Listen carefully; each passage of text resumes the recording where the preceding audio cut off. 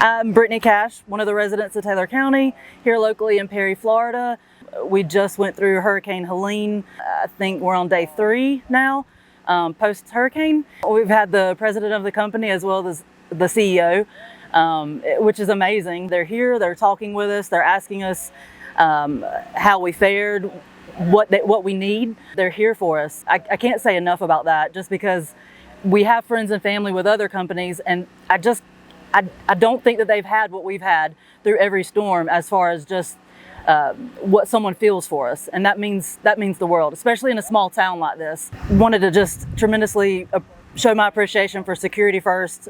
They've always been here for us, as they were through Idalia, through Debbie. Someone is always available to us.